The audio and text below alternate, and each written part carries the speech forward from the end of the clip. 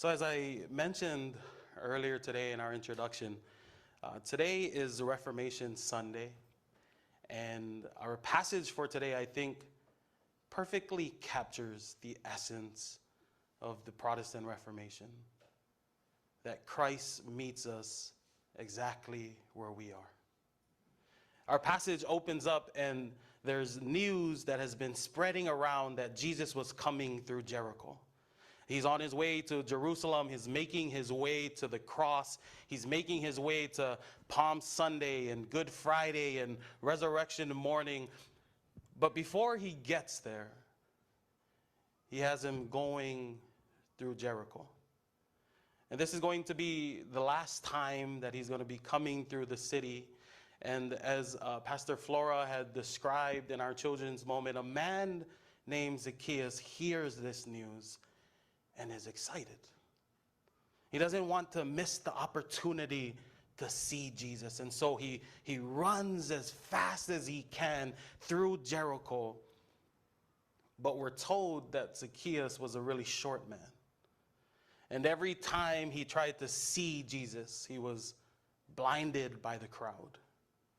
Every time he tried to catch a glimpse of this man that he had heard about, this man that everyone was talking about, this man that was healing people and teaching people and performing miracles everywhere he went, every time Zacchaeus tried to see this man, the crowd would block his view. But Zacchaeus was eager. He was determined. He wanted nothing more than to see Jesus, and so he did something rather odd for a person at this time, a rich person at that. And it says that he ran ahead of the crowd, climbed up into a sycamore tree, and he waited for Jesus to pass by. And when Jesus reached the tree that Zacchaeus had climbed, he looked up, he saw Zacchaeus, told him to come down, and then he invited himself to stay at Zacchaeus' home. And so Zacchaeus climbed down that tree, and it said that he welcomed Jesus gladly. Which up to this point is a fairly good story. It's the type of story that you would expect from the Bible. It's the kind of story that you would expect about a person like Jesus. But then things begin to take a turn. The crowd who are witnessing all of this, they see all of this happening. They witness Zacchaeus run ahead of them. They witness him climb up this tree and see Jesus and talk to Jesus, come down from the tree and welcome Jesus to his home. The crowd sees all of this, and Luke says that they begin to gossip among themselves. For Jesus has gone to stay at the home of a sinner. The people are furious. And they're probably thinking, how dare Jesus go and stay with this man? And the reason they feel this way is because Zacchaeus is a tax collector. And not just any kind of tax collector, he's the chief tax collector. He's the only person in all of the New Testament that gets the title chief tax collector. If just being a tax collector, a regular old tax collector wasn't bad enough, being a chief tax collector was like the worst thing you could be in the eyes of the Jews. Tax collectors were seen as people who stole from people. They were seen as crooks. They were seen as robbers.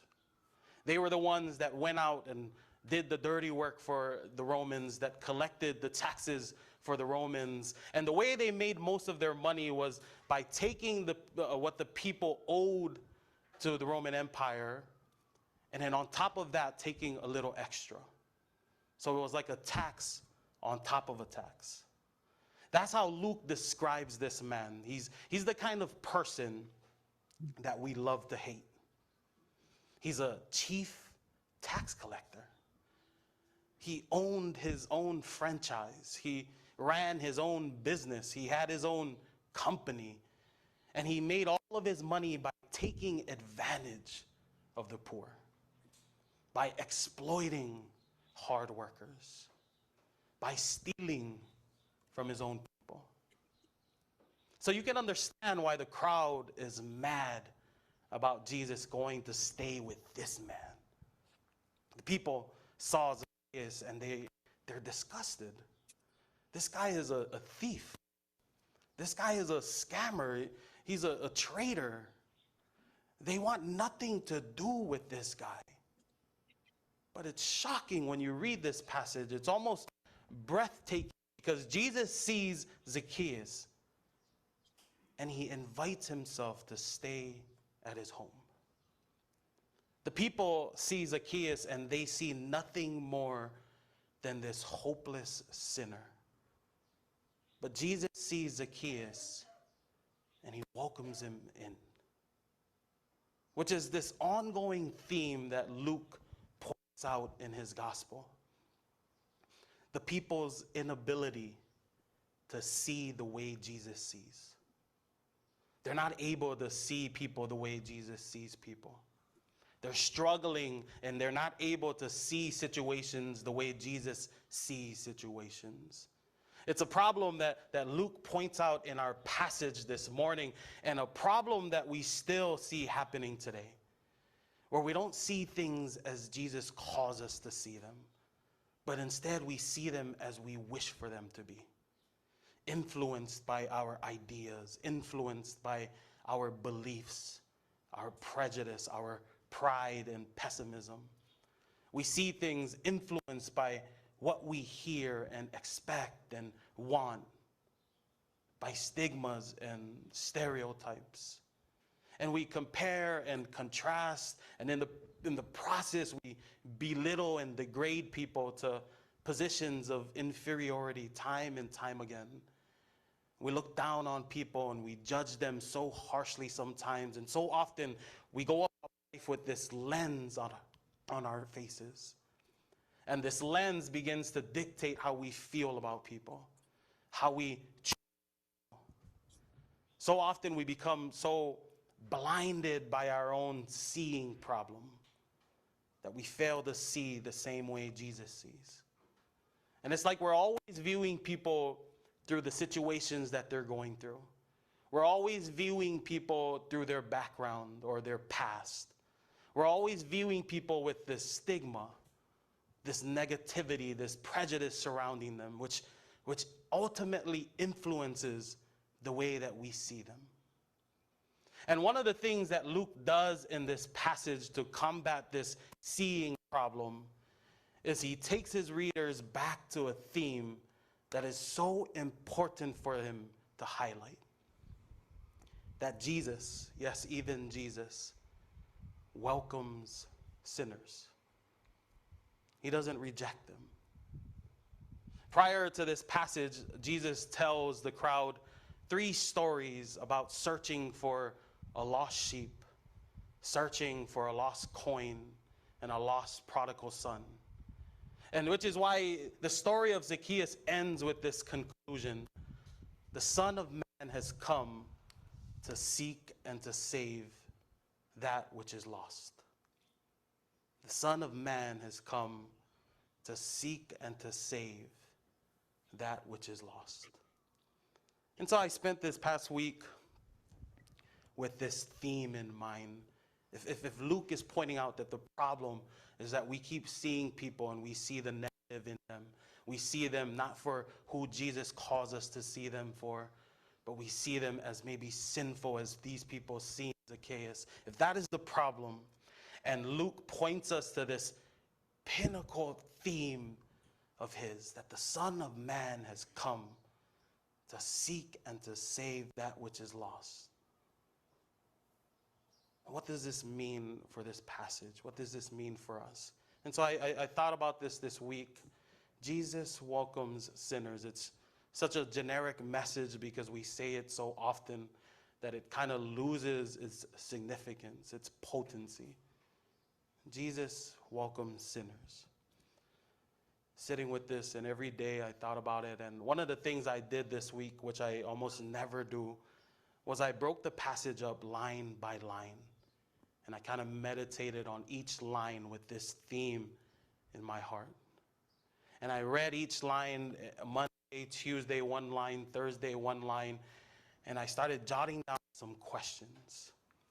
Questions that might help in shifting the way that we see.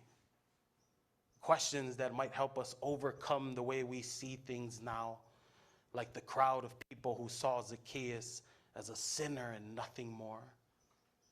So maybe possibly see things as Jesus does. The story begins, once there was a man who wanted desperately to see Jesus, but the crowd was in his way. Some of you can relate to this line, that feeling of desperately wanting to see Jesus. But it's the crowd, it's the obstacles, it's the distractions, it's the downfalls, it's the past that keeps blocking you from seeing Jesus. The man's desperation drove him ahead of the crowd and up into the branches of a sycamore tree, where he hoped to catch a glimpse of Jesus when he passed by. Have you ever admitted that your spiritual vision might be limited? That maybe you're not always right? That you don't have the full picture all the time? That you might be missing something that you don't realize? Maybe you need a new angle, a new perspective on seeing things. And have you ever waited in an unfamiliar place for however long it takes, trusting that Jesus will come your way eventually? When Jesus passed under the tree, he looked up and he said, "Hurry down, Zacchaeus, for I must stay at your house today." Do you know that you are sought? That your pursuit of God is the surest sign of God's pursuit of you? When did you last hurry in your spiritual life with the urgency of God driving you out of hiding? When did you last host Jesus in your home? Allowing him to open closed doors, to see your intimate places, to touch your prized possessions, and explore those grimy corners he deliberately didn't give you time to clean up before he visited. The man scrambled out of the tree with delight, filled with joy, to take Jesus home with him. If you could describe your faith life in one word, would that word be joy? Does the mere thought of God put a smile on your face every morning? The crowd grumbled when this happened. What business does Jesus have getting cozy with a sinner like this? Have you ever held a person hostage to a version of themselves that they tried so hard to outgrow? Have you ever refused a person the permission to change, knowing that if they change, you'll have to change too? Then Jesus said, "Today salvation has come to this house, because this man too is a son of Abraham. For I have come to seek and to save the lost." Have you ever felt lost in life? Before you are anything or anyone or anyone's, you belong and are loved by God. Do you believe this? I think these are just a few of the questions that this gospel story raises. Because as Christians, we tend to assume that we can see ourselves, that we can see Jesus, and we can see other people fairly clearly. But this story gives me pause, because it's all about accepting the smallness of our vision. We see things, and we only see what we want to see. God sees things, and he sees opportunities to invite those who are lost, those who are forsaken, back into the family. People saw Zacchaeus and they saw nothing. Jesus saw Zacchaeus and he saw the lost sheep. He saw the lost coin, the lost son that he had come to find and to save. I think today the gospel challenges us by the sight of the God who sees all things to see. To see that no matter how hopeless or dark you've been told a person or a situation might be, that there is beauty happening there because Jesus is there. Jesus invites himself to those places. And even if we can't see the beauty right now, we believe in the God who sees, who makes a way where there is no way. God sees you too, standing on that tree, desperate to see him. And God sees your fears, your secrets, your shame, your excitement. God sees your blindness to yourself and your neighbor, and God doesn't look away. In Jesus, God says, I see you. Now come and see for yourself. Open your eyes and see what I'm doing in the world, to the good that was always here. Open your eyes to your neighbors who are good too, who are never invisible to me, even if they are to the rest of the world. Come, open your eyes and see as I do. Amen.